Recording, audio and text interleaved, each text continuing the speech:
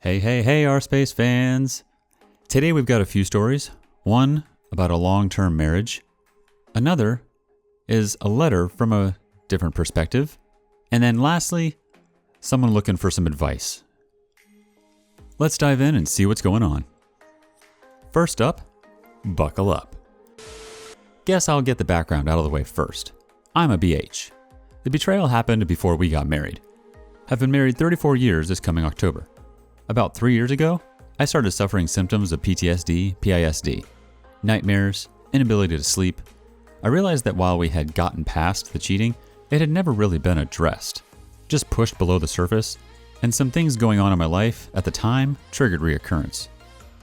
Saw a counselor, got some idea what I was looking for, then decided I was ready to talk to the dub-dub. To be clear, there has been no cheating by either of us during the marriage itself. So, sat her down to talk, which she welcomed, saying, "Thank God, we're finally going to talk." But she didn't know what we were going to talk about and was completely shocked when I told her. Her immediate reaction? "That was 35 years ago." I have heard the same thing many times since, so there's an object lesson there about not really dealing with the situation.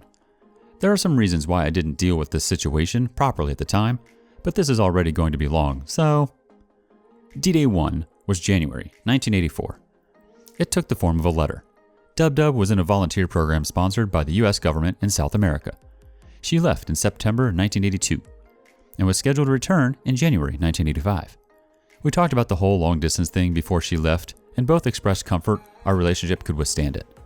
I went down to visit over the Christmas holidays, 1983 to 1984. We reconnected, traveled. When we parted, we were still talking about getting back together in a year once she had completed her tour of duty. The letter came a couple of weeks after I returned home.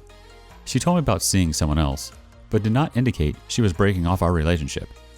This is before cell phones, and there was no phone service where she lived. The only way we talked was her making collect calls to me when she could get into town. I called her parents and some friends she had in the city, saying she needed to call me as soon as she could. When she did, I first asked her some basic questions. How long was it going on? How serious it was? Etc. Then I told her if she wanted a chance at a relationship with me, she had to break it off. She told me it was just a fling, had only lasted a couple of months, and agreed to break it off. Based on that, I tried to work through things. We communicated more. I planned a second trip down, which took place in May or June of the following year. It was great. She said then, and has said ever since, that the second trip convinced her I was the one she wanted her life with. She returned in January, we got back together, wound up getting married the following October. Before we get to the next part, I need to explain a couple of things about my dub-dub. She has a terrible memory at the best of times, but as we'll see, it can be especially bad when it comes to events she is uncomfortable with. Second, she genuinely comes off as a good person.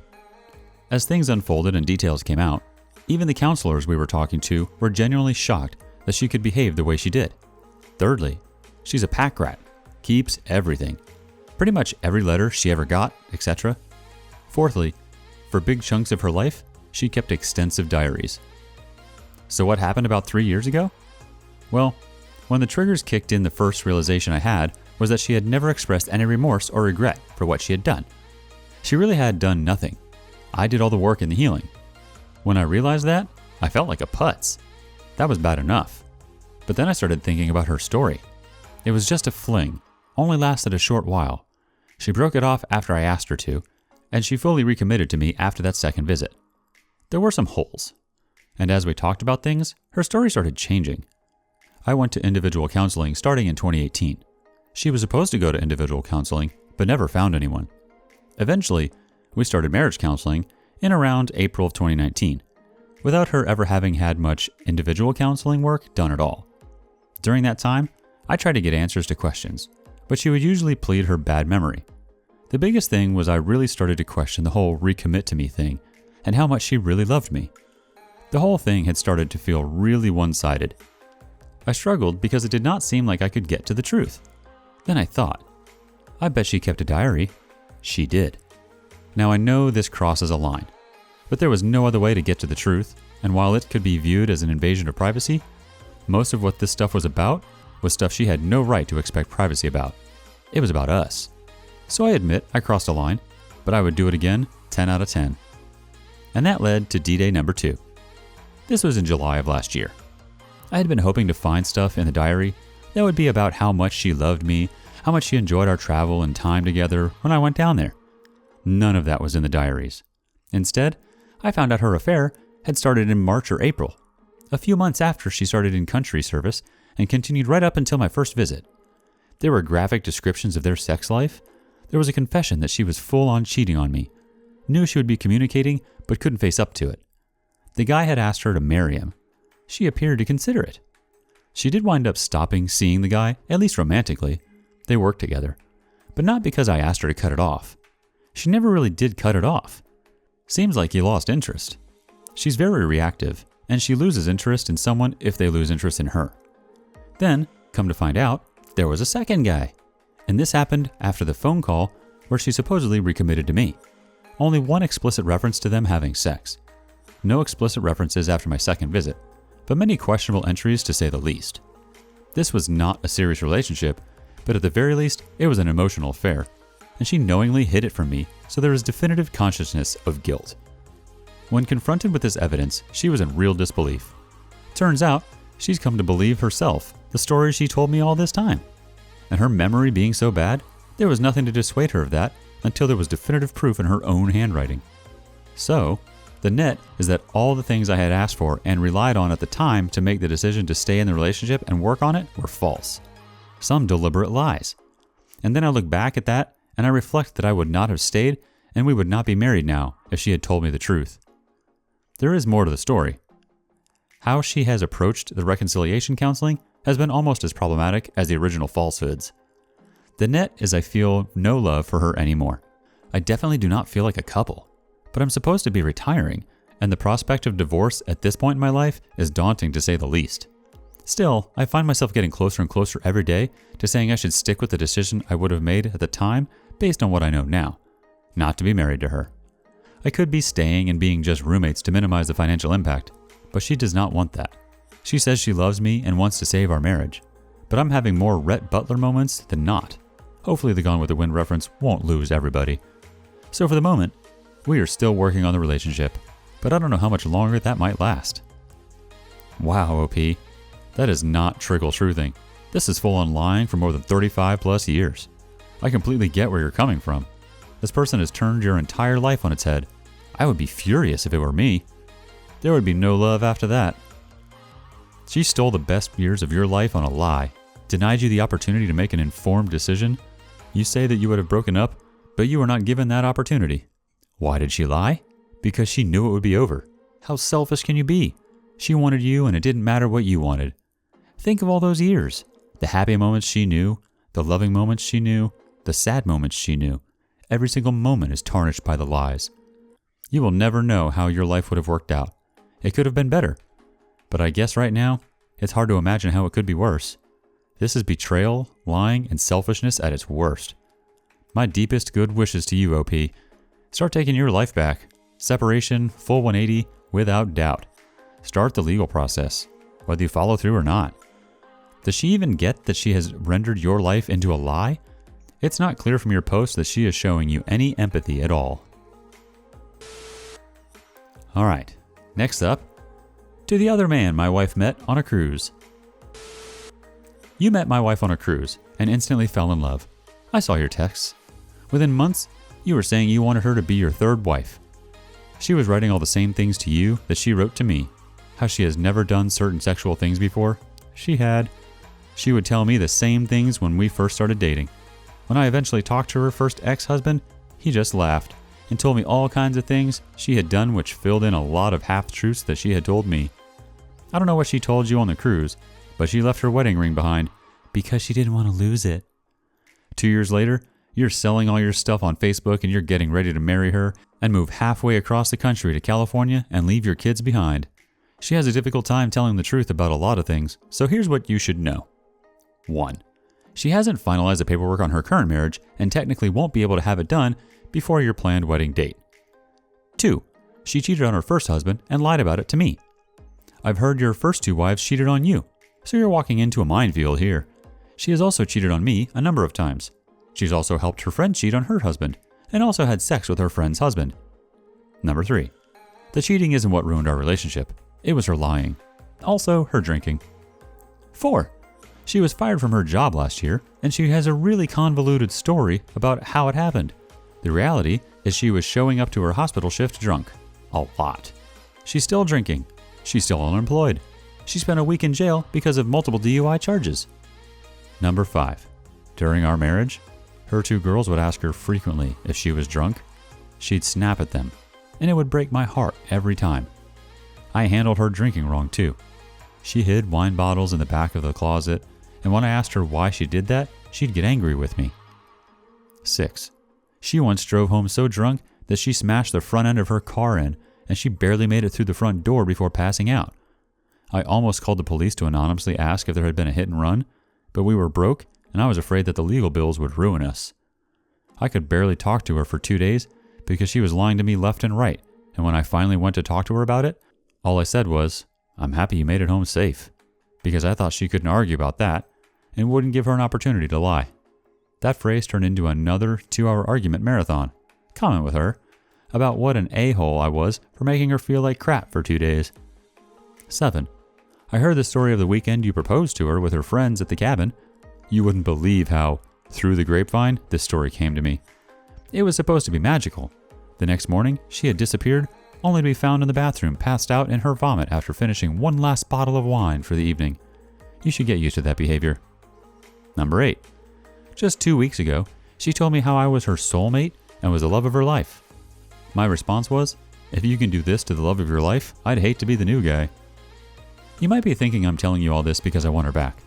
Before all this went down, I would have beat my head, body, and soul against a brick wall, then poured the gelatinous leftovers back into the marriage to make it work. But you made me see it was never going to work. I finally saw all her lies, and also saw my codependence, which gave me something to work on. What I would really like is to spare my kids the heartache of her latching on to someone else while refusing to work through her problems. In the last 35 years, she has never been not dating someone. She's broke. She went through 6 figures of cash in a little over 2 years, all while still being employed. And she's on the verge of moving out of town to a friend's place and leaving the kids with me 100%. If you postpone your marriage now and wait for her divorce to be complete before moving out, this is what I win. I get my kids full time. I've considered going to court over this, but it hurts me to think of the impression this would leave on my kids. What you get is a potential spouse who might get reflective enough to wonder how she lost her job, her marriage, her house, and kids, and now lives unemployed on her good friend's graces. Step in now, and she repeats her cycle again. If you know someone who's getting ready to marry someone they met on a cruise and then move halfway across the country, talk to them. Have them look up love bombing. It's what she did to me when her first marriage was ending. I found out about 3 months before our wedding that she was trying to get her first divorce finalized in a panic. And now, some comments and OP's response. Bad Shot says, "My friend, as awful a wife and friend as she is, I'd wait until they are legally married to send that letter. He is not innocent in this mess, but he is making your burden lighter by easing your soon-to-be ex-wife out the door. If she didn't have Mr. Wonderful to look forward to, she might be making your divorce more difficult. Besides, no one warned you, and wasn't it great fun discovering all of your ex-wife's mysteries and quirks? No, but that's just more karma for the jackass who dated a married woman." OP says, "I don't plan on sending it to him ever. It's stuff that's been rattling around in my head for a while, and last night, my 7-year-old daughter leaned on me at dinner and said, 'Daddy, I wish I could stay with you forever,' which brought up every emotion I can think of. I was angry at the ex, so happy that my daughter loves being with me, and so sad that I'm missing out on half their lives because of 50-50 custody. One of the things my therapist told me to do when I couldn't get a thought out of my head is to write it down. This post was the result. Another smaller reason is that a week or so after D-Day, I had a long talk with her first ex and found out from him that she cheated on him, which she later confirmed. She had framed the divorce as 100% his fault. He jokingly mentioned that he had wished he wrote down everything that happened between them so he could just give me a letter. As for the quirks, I was interested about how codependent I was and read a few books how that can ruin a relationship. My father was also an alcoholic, or is, but sober for 35 years. And I've never asked him about it prior, and this gave me an opportunity to sit down and have a heart-to-heart with him and learned a few things about him too. And lastly, My wife is becoming closer with a coworker and making excuses, culminated in a fight between us after an office party. Hi everyone. I really need to vent and also just try to make some sense of what I'm going through. My wife has been working closely with a guy at work, and it has developed to them walking together a couple mornings per week, coffees and lunches, texting after hours, etc. I've expressed concern, saying that I feel she is giving the quality time that she might give to me and our kids to this guy. He's divorced, has kids of his own, and she has invited him and his kids to work at our house whilst I've been at work. I didn't find out about this until after. I found some of my stuff had been rummaged through, and when I asked, she admitted that he and his kids were over and his kids must have rummaged through my stuff. This has all now culminated with an office party. I've never met the guy, and to try and put me at ease, my wife said, "Oh, this will be great. You'll finally get to meet him." That put my mind at ease until we arrived at the party, and she seemingly made every effort to avoid going over to talk to him. She introduced me to every other coworker, and even introduced me to a coworker who was standing next to him, and then said, "Oh yeah, and by the way, that's such and such." I'd never seen him and thought, shit, I've never seen this dude, and I know you have been working closely and forming a friendship bond, but it seems like she didn't even want to introduce us. After that, I was on guard. The guy was, in my opinion, more attractive than me. Taller, physically more dominant, chiseled jaw, alpha personality, etc. I barely spoke to him because I clicked within a minute that this guy was an alpha and wanted me to engage with him, and I wasn't playing that. But what I did do was step back and remove myself from my wife's side to see what transpired. As my wife drank a bit more, she would periodically go over and join his group for conversation. During this time, I continued to mingle with other of her coworkers. I even went to the bathroom, and when I returned, she was in a group conversation with this guy, and when I went back and stood by her side after a minute, he looks at me, doesn't say a word, and walks off to another conversation. During the drive home, I asked my wife to show me the messages she has been exchanging with him. They're not sexual or overly intimate, but they are detailed and consistent. A lot of emojis, funny gifs, banter, competitive banter, etc. I feel crushed. She assures me nothing has or ever will happen, that I can trust her, and if he ever made an advance, she would end the friendship. But I call BS, and I can't seem to get over it. I need some advice or support. This whole ordeal is making me feel very pathetic, that I'm just this wimp watching his wife flirting with an alpha male, and also quite ashamed because it's making me want to be extra controlling and want to monitor her movements and phone messages, and that's certainly not like me. Any advice would be great. So now let's see how the community responded. Oddly, the oddball says, "Your wife doesn't get to decide if she finds another man attractive, but she certainly gets to decide on how it makes her act. She chose to let a strange man into your house without your knowledge. She chooses to engage him more than absolutely necessary, even though she knows she's attracted to him. And she chooses to do nothing but offer you empty words to make you feel better about a problem she played a large role in creating. Even if you make it past this particular guy, you'll probably have this problem again with another man down the road. I'd seriously consider leaving in your shoes." The original poster responds, "She's flirted via text with another guy before. She ended it when I found out. It's not the first time. Nothing physical has ever happened as far as I know, but she likes the attention." Low Objective says, "Dude, sounds like it's time to start thinking about what you're really getting out of this relationship and if it's worth the constant stress she's causing you. It sounds like she's going to cheat on you. It's just a matter of when at this point. I understand that you are tied to her in so many ways, kids, marriage, finances, etc. But if she's making you miserable or causing you more stress than you need, it might be better for everyone for you to remove yourself from the situation." Throw Raw, a whole bunch of numbers and letters says, "I've been there. Not with kids in the picture though. Being jealous, clingy, and not withdrawing from the relationship makes you less attractive. You need to set boundaries for yourself and adhere to them. You cannot control her, but you can take control about everything that involves yourself. Make it clear he is not welcome at the house, ever again. That if she needs to screw around with the guy, she needs to take it elsewhere, and that it will end in divorce if she goes down that road. That's it. Be calm. Don't discuss it with her endlessly. It's not a conversation, but a statement of fact. Then make yourself scarce. Whenever she tries to downplay, tell her you're not buying it. Don't engage with her. She needs to come to you. Meanwhile, prepare for the possibility of an impending divorce. Consult a lawyer. You don't need to hide the fact.